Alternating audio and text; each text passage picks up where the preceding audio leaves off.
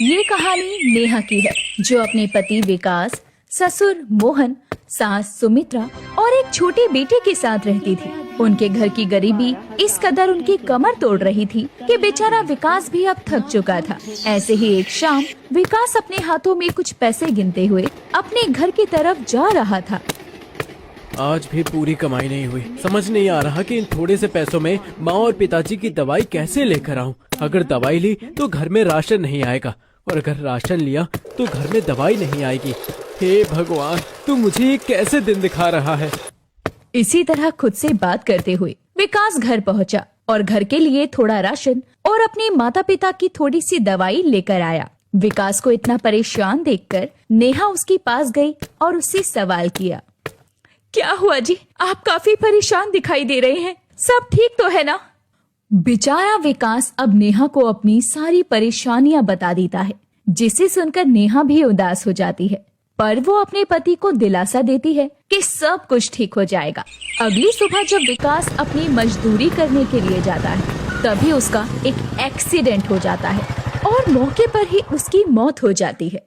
विकास के जाने का सदमा नेहा बर्दाश्त नहीं कर पाती, पर क्योंकि उसके ऊपर उसकी बेटी और उसके बीमार सास ससुर की जिम्मेदारी थी, इसीलिए वो खुद को संभाल लेती है। समय गुजरता है और गुजरते समय के साथ नेहा के घर के हालात बद से बदतर होने लगते हैं। देखते ही देखते ठंड आ गई थी। घर के हालातों को देखकर नेहा अपने सास ससुर से कहती है, मम्मी जी, पापा जी, जब से विकास इस दुनिया को छोड़ कर गए हैं, तब से तो हमारे घर के हालात और भी खराब होते जा रहे हैं। इसलिए मैं सोच रही हूँ कि मैं बाहर जाकर काम ढूंढना शुरू करूँ।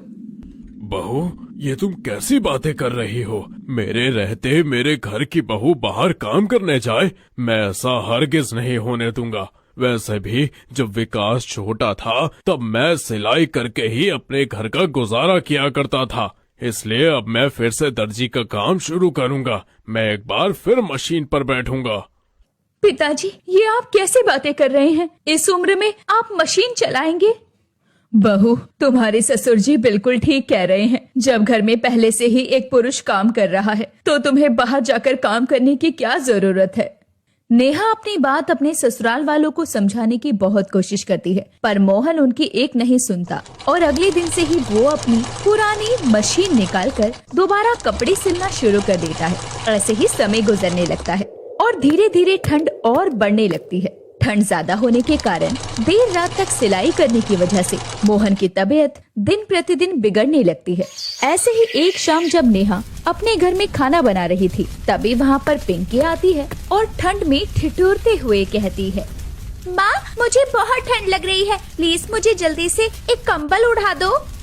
पिंकी को इस तरह से ठिठुरता देखकर नेहा जल्दी से पिंकी को चूल्हे के पास बैठा देती है। वो एक संदूक से पुरानी रजाई निकालती है। पिंकी बेटा, मैंने तुम्हारे लिए रजाई निकाल दी है। तुम सही कह रही हो, बाहर बहुत ज्यादा ठंड है। एक काम करो, तुम जल्दी से इस रजाई के अंदर लेट जाओ। मानती हूँ ये छोटी और पतली है, लेकिन फिलहाल तुम्हें ठंड से आराम देगी। नेहा पिंकी को वो रजाई उड़ाकर दोबारा खाना बनाने लगती है। तभी वहाँ उसकी सास आती है और पिंकी की खराब तबीयत देखकर कहती है, इस ठंड ने और इस गरीबी ने तो हम लोगों की कमर ही तोड़ कर रख दी है। समझ में ही नहीं आ रहा कि क्या करें। एक तो ये पतली रजाई है, जिसमें रात गुजारना भी बहुत मुश्किल होता जा रहा है। इतनी ठंड भरी रात इस पतली सी रजाई में भला हम कैसे गुजार पाएंगे? बहू, आप बिल्कुल ठीक कह रही हैं मम्मी जी, पर आप लोग मेरी सुनते कहाँ हैं? देखिए, ज्यादा ठंड होने के कारण बाबूजी की भी तबीयत खराब होने लगी है, और तो और अब पिंकी भी बीमार पड़ रही है। मुझे तो समझ में नहीं आ रहा कि आखिर अब हम करें तो क्या करें। वो होते तो सब कुछ संभाल लेते, लेकिन भगवान ने तो उनका सहारा भी छीन लिया। मैं तो कह रही थी आपसे कि मैं बाहर काम पर चली जाती हूँ, लेकिन आप लोग हैं कि मुझे बाहर काम पे भी नहीं जाने दे रहे। माँ जी, समय बदल चुका है। अब वो समय नहीं रहा जब घर की औरतें काम नहीं करती थी। आजकल तो औरतें बाहर जाती भी हैं और अपने घर परिवार को संभालती भी हैं और काम भी करती हैं। नेहा की बात का सुमित्रा कोई जवाब नहीं देती।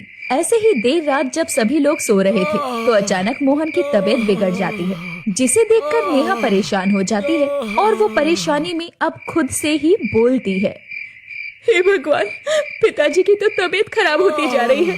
अब इस एक पतली फटी हुई रजाई में मैं पिंकी को ठंड से बचाऊं या पिताजी को। हे भगवान, ना जाने आप मेरी कौन सी परीक्षा ले रहे हैं, जो हमारी दिक्कतें खत्म होने का नाम नहीं ले रही और बढ़ती जा रही है। इस तरह नेहा परेशान हो रही थी, पर तभी उसकी नजर कुछ लकड़ियों पर पड़ती है और वो उन लकड़ियों को जलाकर अपने घर को गर्म करने लगती। समय गुजरता है। एक दिन जब नेहा अपने घर में झाड़ू लगा रही थी, तभी वो आंगन में कुछ कतरन देखती है, जिसे देखकर वो अपने ससुर जी से कहती है, पिताजी, इन कतरनों का तो अब कोई काम नहीं है ना? मैं एक काम करती हूँ, इन सब कपड़ों के टुकड़ों को उठाकर अब बाहर फेंक देती हूँ। नहीं बहू, इन कतरनों को मत फेंको, ये हमारे घर में आगे चलकर काम आएगी। जिस तरह एक कबाड़ी के लिए कबाड़ उसका सोना होता है, ठीक उसी तरह एक दर्जी के लिए उसके कतरन उसका सोना होती है। इसलिए तुम इन कतरनों को मत फेंको। ससुर की इस बात को सुनकर नेहा मुस्कुरा देती है और वहाँ से चली जाती है। सारा काम खत्म करने के बाद नेहा अपनी बेटी को आंगन में लेकर बैठी हुई थी। नेहा पिंकी के सर में तेल लगाकर मालिश कर रही थी ताकि उसे थोड़ी गर्माहट मिले। तभी पिंकी की नजर एक चिड़िया के घोंसले पर जाती है और वो अपनी माँ से सवाल करती है, माँ, ये चिड़िया रानी अपने घोंसले में क्या कर रही है? बेटा, वो अपने घोंसले को गर्म रखने के लिए उसमें घास डाल रही है।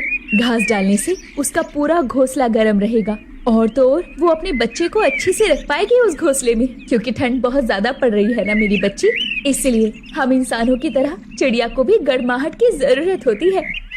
तो माँ, आप घास की रजाई क्यों नहीं बना लेती? हम पतली सी रजाई में अपनी रात काटते हैं। हम भी घास से एक रजाई सिलकर अपनी रात अच्छे से गुजार सकते हैं। इस ठंड में हमें घास वाली रजाई से गर्माहट मिल जाएगी और फिर ठंड भी बड़े मजे से कट जाएगी। पिंकी की बात सुनकर नेहा को बिल्कुल ठीक लगता है और वो उसकी बात सुनकर अपने मन में बोली, पिंकी बिल्कुल ठीक कह रही है, घास गर्म होती है। अगर मैं घास की रजाई सिल दूंगी तो इस तरह उन रजाइयों से हम अपनी ठंड आराम से काट सकेंगे और मुझे अपने घर वालों की ठंड में गर्म होने की चिंता भी नहीं सताएगी। पिंकी की बात सुनकर नेहा को बहुत अच्छी तरकीब सूझती, जिसके बाद वो ढेर सारी घास लेकर आती है और उसके बाद उससे घास की रजाई सिलने लगती है, जिसे देखकर घर के लोग बहुत हैरान थे। अब जब रात को सभी लोग घास की रजाई को तैयार देखते हैं तो पूरा परिवार उस घास की रजाई में थोड़ी देर बैठ जाता है। उन्हें उस रजाई के अंदर काफी गर्माहट महसूस होती है, लेकिन फिर भी वो सो नहीं पा रहे थे, क्योंकि वो घास की रजाई भले ही गर्म थी लेकिन वो चुभ रही थी। माँ, देखो ना, ये घास की रजाई तो चुभ रही है। चिड़िया रानी को भी तो चुभती होगी। बच्ची, आज के लिए रात गुजार ले, कल सुबह देख लेंगे कि हम क्या जुगाड़ कर सकते हैं। जैसे तैसे उनकी पूरी रात गुजरती है। अगली सुबह नेहा को अपने ससुर के कपड़े की कतरन की याद आती है। पिताजी ने कहा था कतरन भी एक सिलाई करने वाले के लिए सोना होता है। आखिर ये सोना हमारे काम आएगा अगर मैं इन कतरनों का इस्तेमाल करूँ तो। अब क्या था, नेहा उन कतरनों को इकट्ठा कर घास की रजाई का खोल सिल देती है और उस रजाई को उसके अंदर फिट कर देती है। इस तरह घास की गर्माहट और कतरनों की कोमलता मिलकर एक आरामदायक और गर्म रजाई बना देती है। उस रात पहली बार पूरे परिवार को चैन भरी नींद आती है। अगली सुबह जब सभी लोग सोकर उठते हैं तो मोहन कहता है, बहू, इतनी अच्छी नींद तो बरसों बाद आई है। सच में आज रात ठंड बिल्कुल महसूस नहीं हुई। हाँ बेटा, पिंकी भी कितने आराम से सो रही थी। ये कमाल कैसे कर दिया तूने। घास की रजाई तो चुभ रही थी, लेकिन जब उस पर कतरनों का खोल चढ़ाया तो बहुत सुकून मिला। मम्मी जी, कल रात मुझे पिताजी की बात याद आ गई थी। कतरन सोना होता है। मैंने घास को कतरनों के खोल के अंदर डाल दिया। घास ने गर्माहट दी और कतरनों ने हमें कोमलता दी। मुझे माफ कर दे बहू, मैंने तुम्हें बाहर काम पर जाने से रोका था, पर तुम तो घर बैठे ही नया रास्ता निकाल लाई। अब तुम्हें बाहर जाने की जरूरत नहीं पड़ेगी और हमारे घर में दिक्कतें और परेशानियां भी नहीं होगी। नहीं मम्मी जी, अब तो हम सब मिलकर काम करेंगे। पिताजी, मैं आपकी सिलाई में मदद करूंगी। इन कतरनों से हम और भी सुंदर सुंदर चीजें बना सकते हैं, जिन्हें बेचकर हमारे घर के हालात हमेशा के लिए सुधर जाएंगे और फिर हमें कोई भी परेशानी नहीं होगी। इस दिन के बाद से नेहा के घर की हालत धीरे धीरे सुधरने लगती है।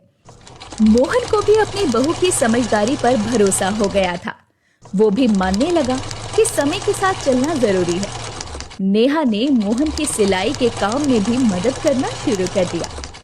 उसने पुरानी साड़ियों और बचे हुए कपड़ों को जोड़कर रंगीन और सुंदर कंबल बनाने शुरू कर दिए। उसकी कलाकारी और कम लागत में बनी ये चीजें बाजार में सब लोगों को काफी ज्यादा पसंद आने लगी। इन कतरनों के काम से घर में अच्छे पैसे भी आने लगे, जिससे दवाइयाँ और राशन अब दोनों ही सही समय पर आ जाता। छोटी सी पिंकी की एक मासूम सलाह ने न केवल उन्हें ठंड से बचने का उपाय दिया, बल्कि नेहा के मन में आत्मविश्वास भर दिया और परिवार की गरीबी दूर करने का नया रास्ता भी दिखा दिया।